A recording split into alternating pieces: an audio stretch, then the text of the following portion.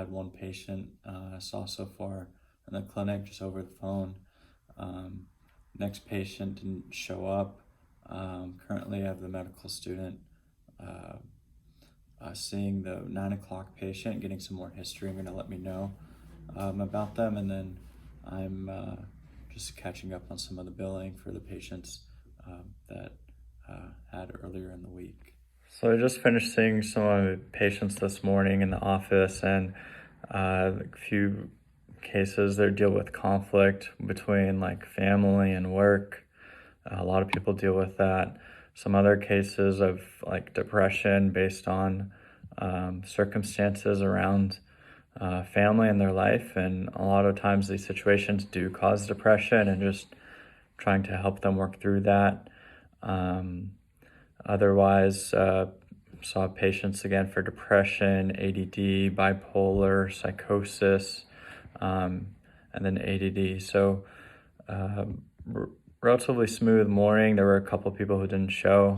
Now I've been asked to help cover the hospital because one of the providers who was supposed to cover today, their family member got sick with COVID, so they couldn't work. They had to help take care of them. So we'll see what the hospital has in store.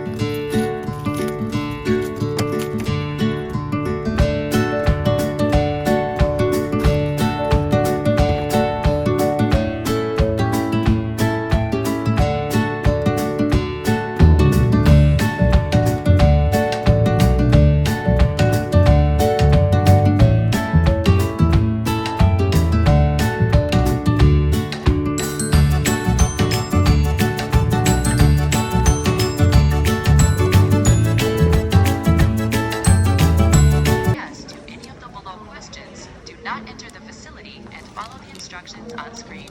Otherwise, please scan your QR code or employee badge to continue.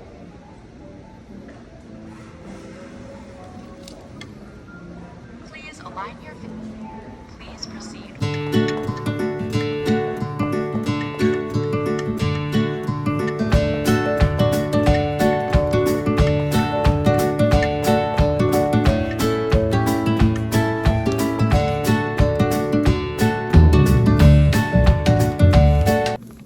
So it's about 1 hour left in the shift, almost done. Recap of some of the cases I saw. A guy who may have brain damage from alcohol use and gets very aggressive or agitated in the setting of alcohol. Another one who's suicidal in the context of having a lot of physical pain. And actually physical pain is one of the medical conditions that increases the chances of suicide the most. So it is something to be cautious about. Another guy who is just being conserved by the state because of this probably memory impairment or limitations due to drug use. And so just completing some of the state required paperwork. Also another patient who appears to have some psychotic symptoms or reality impairment in setting of language and cultural barriers, or actually the language and cultural barriers makes it more difficult to treat in this hospital setting. One of the doctors was just coming into the doctor's lounge, and so I stopped that video a little bit abruptly. I just wanted to add that sometimes people with schizophrenia or psychosis or reality impairment, if they can be managed with people like family or people that have familiar faces at home or in a safe setting, it could be better. Rather than the hospital setting, it's a lot of different people, a lot of new faces, and it may not be that easy for someone who's already paranoid or suspicious of others to be relaxed in a setting like that. So as you can see here so far on New Year's, one might expect a lot of people who are drunk or fireworks partying or things like that, although it doesn't seem like we're getting that. We're just getting mostly the same types of cases that psychiatrists would see on a regular basis.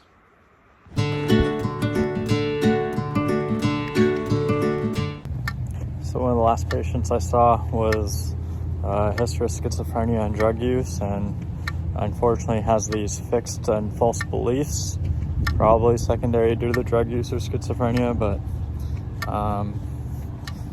try to help them the best I can. There's only so much I can do, and right now it's about 4:15, and just gonna head home and be back at work tomorrow.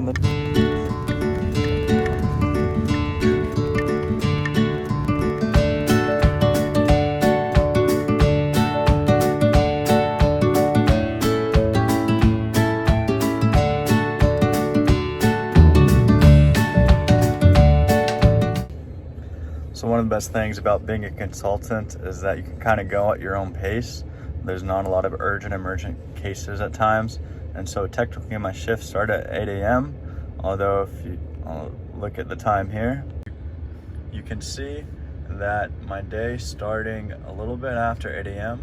Yet I still get paid as if I was working those 2 hours and 45 minutes. So let's see what we got in store today.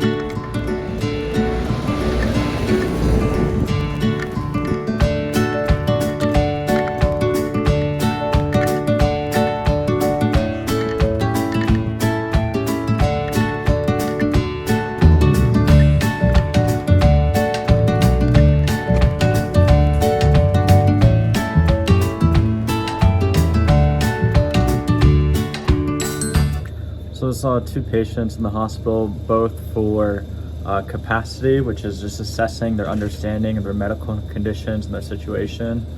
Really, it's a question that's more for the primary doctor on the case, but for whatever reason, either they're confused or they have a mood problem or agitated, and so the doctor has a difficult time assessing, and they ask for a psychiatrist's input. These patients were different scenarios. One seemed confused after a fall, which resulted in a brain bleed.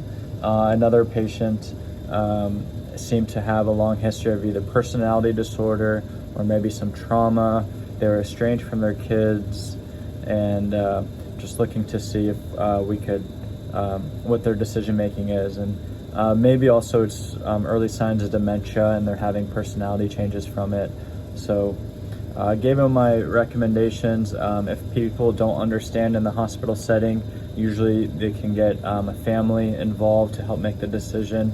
Or again, as I mentioned in previous videos, sometimes the state can take custody of them. So it's like 12:30. I'm done with the consults, finished the notes, and waiting to hear about any more that are going to come later today.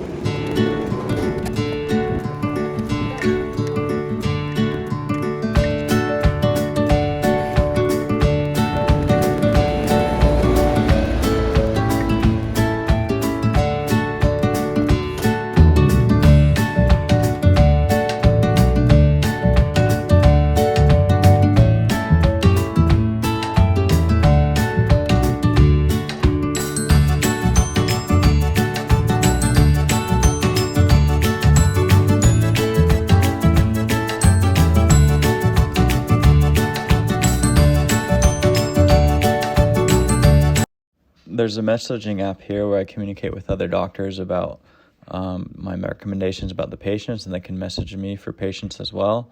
And also, I can check periodically the electronic medical record to see if there's any patients on the list for me to go see. So again, close to 5 o'clock now, and no consults have come in.